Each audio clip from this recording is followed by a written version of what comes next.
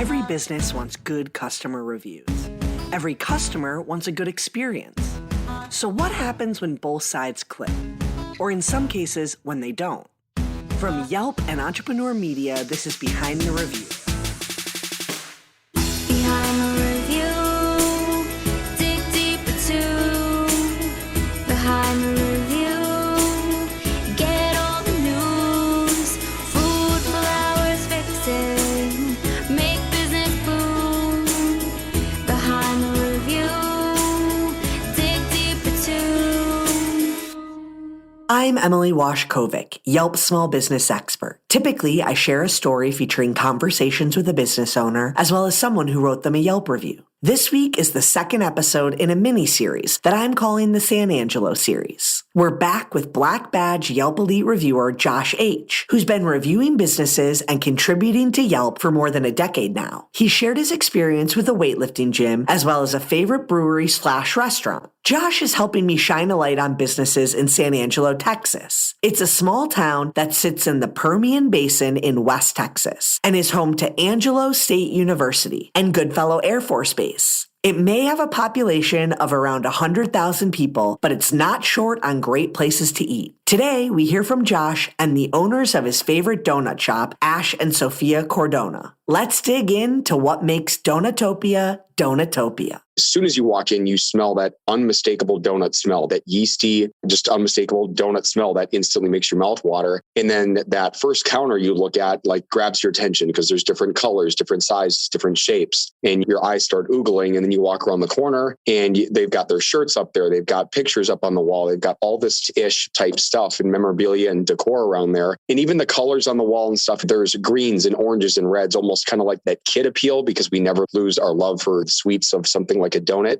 And then got the display cases where you can see every type of donut there. That's the literal showcase that they want to grab your attention with. And that mission is definitely accomplished. It's not very big. It's long and narrow inside there, but you're there to look at the donuts, point, pick, get what you need. Not a whole lot of tables in there, but if you wanted to, you could sit down and have a cup of coffee and your donut, but it's primarily built to grab your donuts and go, but very inviting, very welcoming. You're always greeted with a big, hey, welcome to Donutopia. How are you today? And Ash and Sophea both are really good that by your second visit, you're already a regular and they're calling you by your first name. I do like that. And that's what makes it a very hometown type place. They're never going to remember you by first name. I got that within my second trip in. And I felt like, honestly, best friends or family every time I go in there to get something. And I can consistently get the things that I know I like. And then there's always something that Ash and Sophia are playing with. They're coming up with new, whether it's a design of a donut, a type of donut, an ingredient in a donut. They've asked me for some opinions and feedback, which really makes me think they value my opinion. And they have genuine concern for pleasing their customers. They want you to be happy with their product, which is donuts. Putting smiles on faces and the warm fuzzies in your belly seems to be their objective, and they do that every time.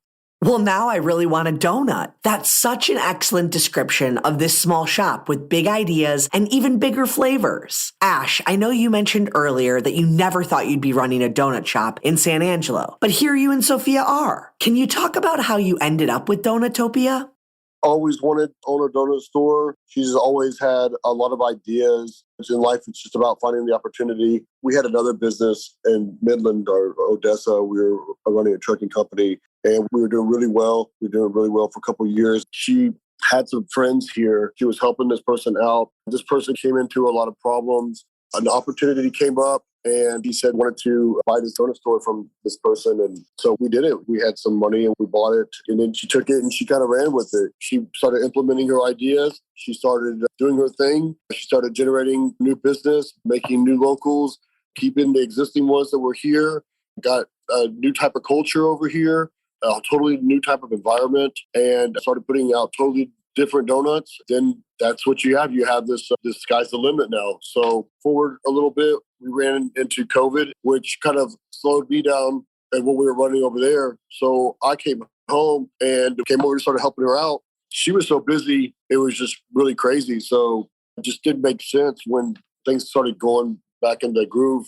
We're very family oriented and family driven. So it was a real easy decision. And we decided to sell off the other company and put our energy into this. And it's been a real blessing. And it's just been really something special. And she's the front leader in it. I'm the number two. I just sponsor what she wants to do. She puts her heart in everything. And we hire people that love being here. Dessert is a big tradition in Cambodia where you're from, isn't it, Sophia? I heard it's eaten throughout the day, with breakfast and lunch, and as a snack. But are donuts a big thing in Cambodia? We have different kinds of dessert, right? So here I see everybody like talking about donuts and stuff. I'm like, I always want to work so I can learn from them and so I can own one someday. So I came here and work with these guys and I learn a little bit from him and I run with it and I like it. Ash, Josh and I were talking about all your unique flavors before we started our conversation, and he mentioned mochi donuts as an example of how you integrate Sophia's background into your flavors. How do you come up with new flavors, and how do you know what flavors are going to be a hit with your customers?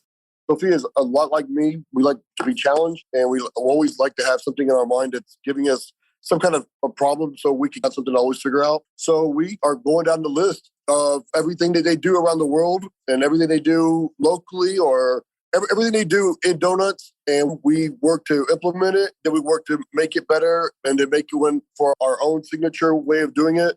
We integrate with our customers. We value their feedback very much. Josh, we give him a lot of stuff that we do just to hear his opinion. And we do that with actually quite a few of our customers or our guests that come through here. And that just helps us kind of refine and refine and refine. And that's what we do. We're just going down the list. Anything that gives us a challenge, we want to learn it. And we not only want to learn it, but we want to make it the very best. And then we want to make it our own. We do probably 150, 200 donuts now. We just kind of cycle through them. Some are more popular than others, but we always keep it going. One thing I will tell you that we do here that nobody does is that we make these donuts where they're like the price of a custom cake is very expensive. And our idea is that we can do exactly what they do on cakes on donuts. So we make any design on a donut. We can make a donut any shape, any size. We can stack them up. We can do the size. We can do donuts like regular donuts for cupcakes instead of donuts. And we've come up with this whole thing where we do these birthdays now. We do donut towers. If somebody has like a theme of, I don't know, what was one we just did? Panda. We just did one of those pandas. So we drew these pandas. We can do exactly what they do on cakes. We do them on donuts. We can do any size. We can do any shape. Donuts are a lot more funner and they're a lot more inexpensive. And it's something new. And people really love it, man. It's really crazy. People are tired of cakes, I guess. And that buttercream on cakes is a little strong. So when you eat like a cupcake or a cake, you can only eat so much of it before that sugar just gets too much for you. And on a donut, it just goes on there. It's not overkill. And the donut tastes so great that it just changes the whole thing. But it's giving us a niche into these parties and these birthdays and celebrations. That's really cool. I think donut shops becoming the sweet option for events is definitely a trend, but it's like a balancing act, I'm sure, right? To have donuts available for the people who walk in and then to also create those specialty ones. How do you guys deal with the supply and demand on a regular day? I always think a donut shop's goal is to sell out, right? But how do you make sure that you have enough so that you don't sell out too early? Do you track how many you sell?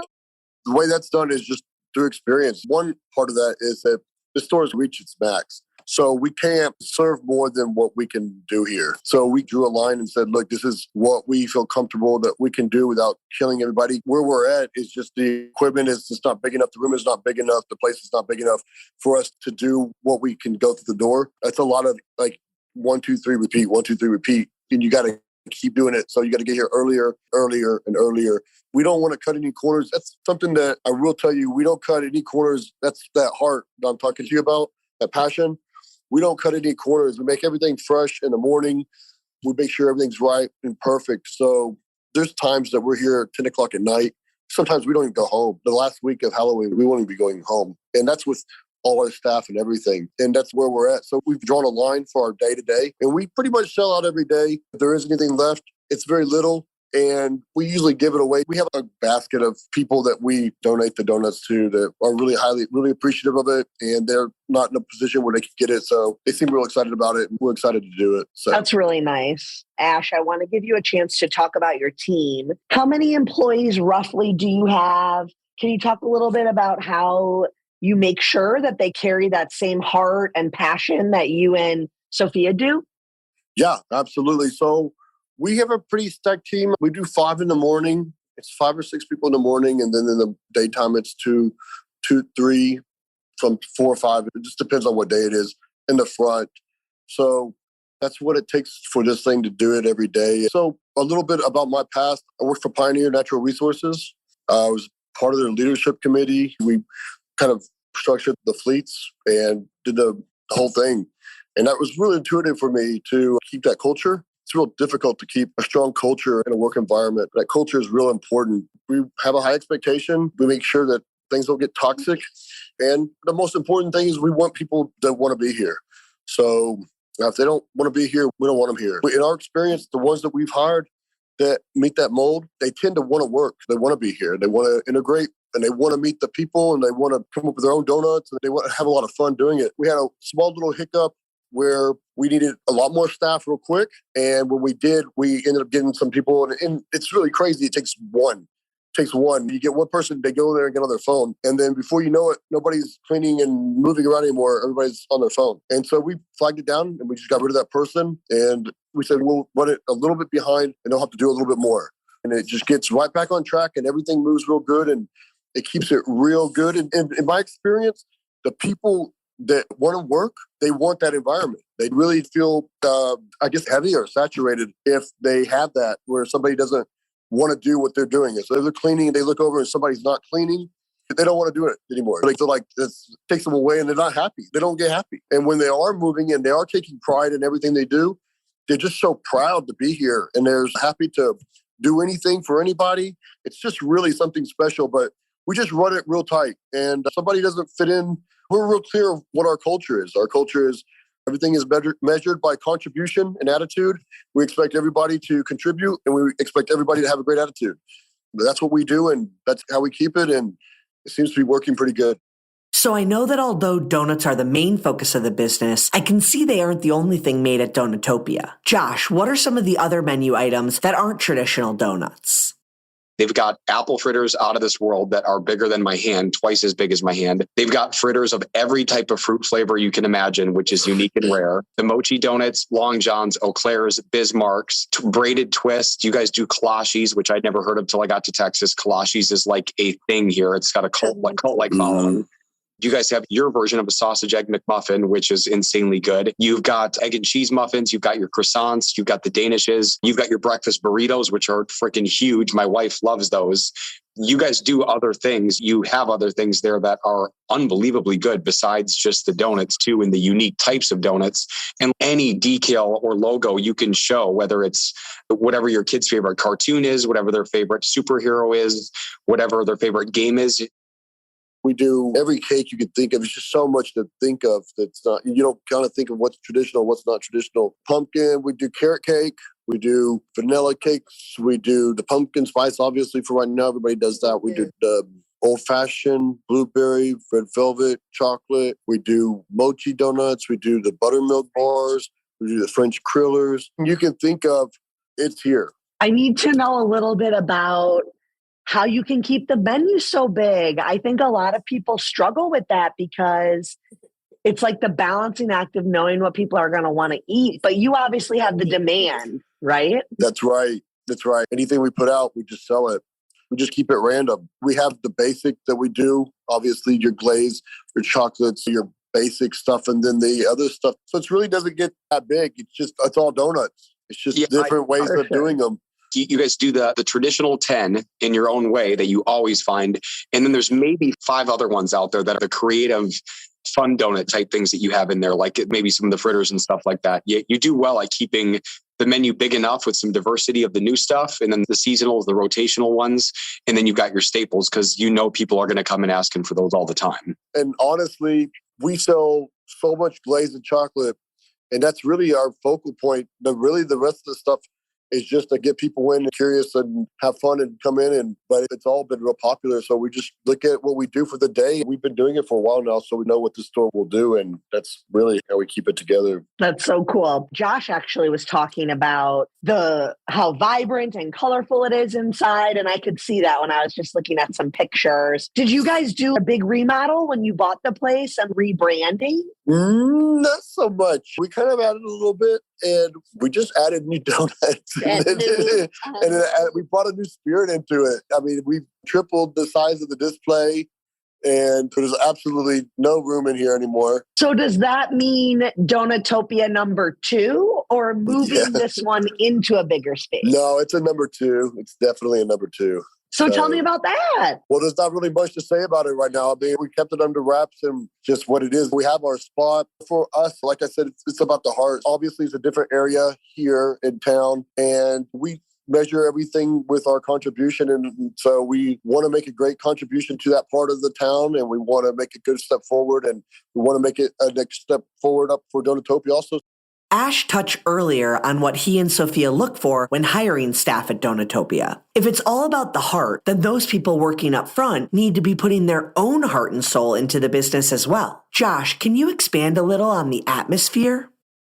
Typically, I go in when I know Ash and Sophia will be there. So I hit them every single time because that's part of what brings me in. I'm looking for that interaction with them. It's been rare that I actually go in when it's somebody else. And we hit it off right away as if our conversation from the previous visit never ended. We just pick up right there. Right away, they tell me what's new. They ask what I've been up to. We have small talk. I get some donuts. Without fail, they always give me like 3 or 4 more than I need. And then I bring those home to the family and they love me for it because they've got free donuts now. That goes with that heart. They want to please you. They want to show that love. They want to put a donut in your belly. That way you come back again next time. It's not about just making a profit. In fact, I've never gotten the vibe they're trying to sell me a donut. My stomach's going to do that for them, but it's just super welcoming. It's very friendly, and their product is the way that they do that.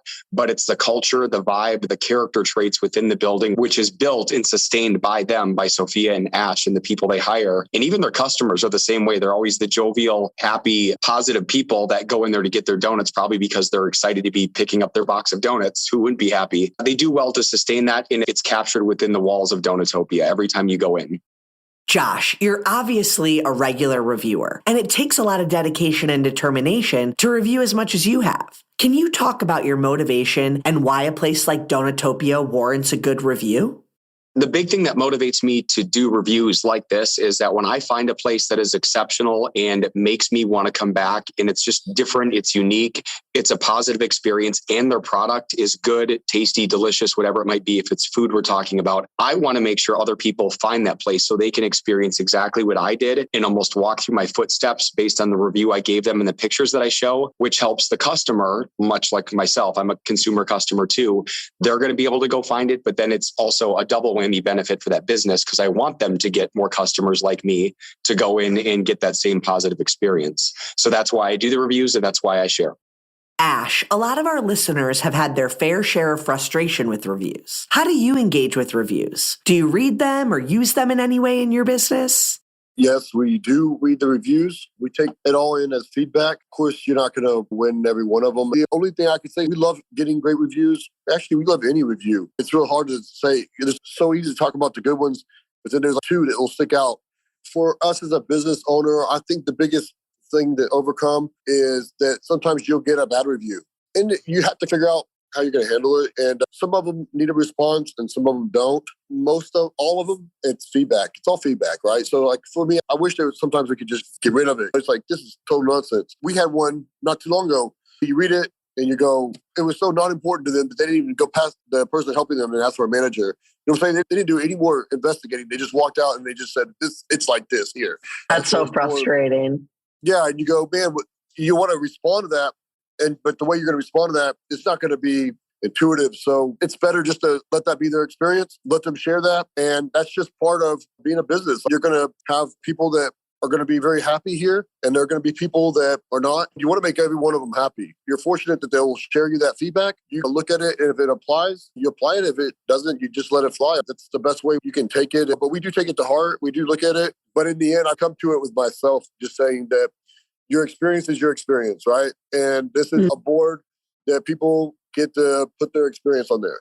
And if that's their experience, then that's their experience. Whatever emotion was driving it or whatever their day was or whatever it was, all inclusive, that's their experience. And that's something that everybody gets to look at and share. And that's just part of it. I mean, it's part of running a transparent business. That's a really good perspective, Ash. I think that's a really good way to look at it. So can you just talk about the heart and why it's so important in your business and how that really comes across in the consumer experience? Because I'm sure it comes through in the way things taste and the way people Absolutely. feel when they leave. It's really all about everything that you guys do. Absolutely. So the heart is the passion, obviously. And with anything that you love what you do. So you don't ever cut a corner. The reason why baking's so hard is because if you mess up, you can't just throw a spice on it. You got to go all the way back to the beginning, start over again. Because of that, you get a lot of people that will cut corners. And that's the heart. Obviously, the end result is more customers, right? Return customer bases, stuff like this, opportunities to talk, and you hear Josh rattle on and you say, man, it's really great to hear him talk like that. It's really great. You know what I mean? It's real special to us. In baking, it's so easy to cut corners, and it's so easy to say that it's just going to get it this way. But when you really love it and you really love seeing a little girl almost start crying because she got a unicorn donut. We've had people come in and just say, can you put this on a donut real quick for us? And we'll do it. And it just melts their heart. It almost makes you cry. But that's that passion. That's that inexcusable action. You just won't cut a corner. You're just going to do it the right way. You want that experience every time. That's what drives you. They're just a regular customer to come in. And then when they get more than what they wanted, a lot of the kids, they won't start crying and stuff. It's crazy. It's really special. And it's a lot of fun. And it's awesome. And that's what it is for me. Wish you could see me. I don't look like the type of guy that, but, I have a son. And I love seeing my son just melt, and when these little kids come in here, it's just really, really something special to see them, their emotions just go crazy over a donut. That's something that we really take to our heart, and we take a lot of pride in it. But ultimately, it's just about not cutting corners, and it's about doing the right thing. If something bad gets out, we throw it away. I've seen Sophea come in and just take just rows of stuff and just throw them away. Somebody else would say, let me just get my money for this product for today. But she'll wipe out a whole entire deal if something's not right, just to make sure that it's always right for them. And I think that says a lot. She's the number one. I just get behind her. When I see her do stuff like that, I just know that that's the right thing to do. So I guess they say the only way you can measure anything is to the result. And the result of the more people coming in shows how much she cares about the customer coming in. I think Donutopia, whether intentionally or not, has become like a community staple. And that's probably because of the way they treat people as well as the product. I just would love to hear from you, Josh, why a business that's integrated into the community is so important. I would say that the reason why there is, call it an allegiance with locals and Donutopia is they're different. They're just uniquely their own ASU stuff all over inside, wanting to show that reflection, care, and concern for the local university. They've got Goodfellow Air Force Base stuff in there. They've got Shannon Medical stuff in there. That already shows that, hey, we know who you guys are here and we care about you and we want you coming in. That welcoming first name type thing goes a long way when you have a personal touch to things. The fact that they do have their partnerships with organizations that routinely will get excess donuts. How is that not going to make them friends with you really quick? The fact that they do military discounts, they do student discounts, they do first responder discounts. That shows that they understand where the big players in the community are, the base, the hospital, and the university, and they give something back to them. And I think people then, they like that pat on the back, they like that appreciation, so they show that with their dollars by coming in and buying from them versus someone else. And now that that's been going for a while, the reputation speaks for itself. And then if you've got really good product, in this case donuts, on top of it, it's win-win. How's that not going to work? And as long as you can sustain that with your employees, keep that positive vibe and keep that going, it's, in my opinion, smooth sales. Just ride the tide once you've built it, and they have. Ash, anything you wanted to add on that about maybe why you give back to those different community members or why that connection matters to you? I mean, for us, it's just a little bit more simpler. It's just happiness, man. We just like to be doing something and contributing. And like I said earlier, everything is measured by your contribution and your attitude, and love to contribute to anybody. We just like to spread the happiness. We like to see people enjoy the stuff that we do, and we like to be doing something, and one creates the other. We donate a lot. So many churches, issue, the hospitals, everything we do. We're just about to do another thing over here for this breast cancer. It's just about just contributing, and we love spreading that happiness. It's just really about love and happiness for us. And that concludes our episode. Be sure to subscribe so you get new episodes every Thursday. I hope you enjoyed it and were able to take a thing or two away to implement in your own life. Whether it's a new idea that you can bring back to your business or a fresh perspective on how to be a positive influence as a consumer, we share these stories to inspire and create more meaningful connections in your local community. For more information about today's business or to connect with me, check out the show notes. Behind the review, dig deeper too. Behind the review, get all the news. Food, flowers, faces, make business boom.